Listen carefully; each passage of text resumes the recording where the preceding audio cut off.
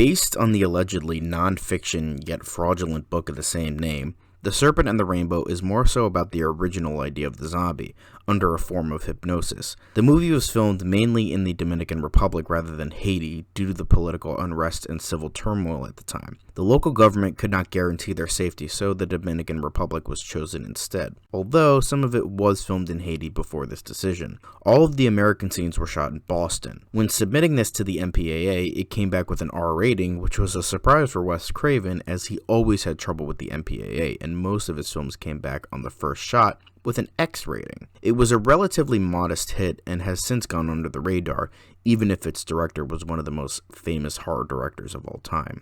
This one pretty much just scratches the surface of the actual Creature-A-Thon, but I really wanted to talk about this movie, mainly because it features a zombie that isn't really shown that much anymore due to the more popular George Romero version. It is what the original concept of the zombie is, which involves a form of hypnotism, which in the film is showcased as a drug. I always found the original Haitian zombie fascinating, and I like how this film shows it, but the film as a whole is great as well. It showcases Craven's talents as a director and showed how versatile he could be, how this was more of a political thriller with horror elements rather than a straight-up horror movie. The main horror aspects are mainly the nightmare sequences and some more brutal scenes sprinkled throughout. I also like how Haitian culture is incorporated into the film. It's not seen as lesser, wrong, or even better than Western culture, just different.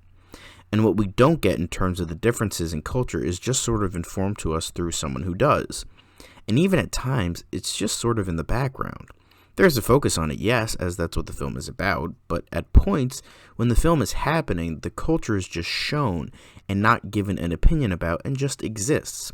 Which I appreciate because it shows that the movie doesn't need to be an info dump and just let the audience take in the culture for themselves. Then it just includes the narration, helping at certain points being the audience surrogate. But again, not too much like they're spoon-feeding the audience. I also love how brutal the film can be, and how dark and dreary the criminal underground of Haiti could be.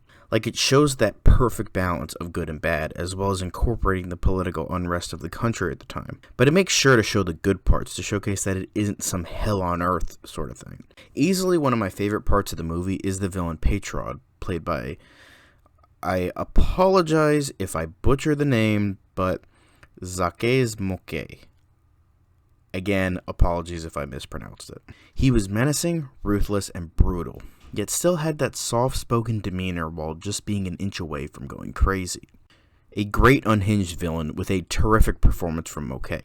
He does ham it up towards the end, but I still think it works because of how angry and tired he is at that point in the movie, so all of his emotions kind of come out, even if it might be a tad silly. Plus, the fight with him and Pullman at the end of the movie was great as well. I think with this film, it shows an almost restricted Craven. Usually he leans too heavily into comedy with some of his movies, but here, we don't get a ton of it. There are some moments here and there, but nothing awful or distracting, nor does it lead into something like Shocker, where it's so over the top yet fun. This is a very good political thriller with brutal and disturbing horror-esque moments with great performances to boot, as well as an engaging story, a great premise, and good pacing despite a bit of a slow first third. Definitely an underrated Craven gem.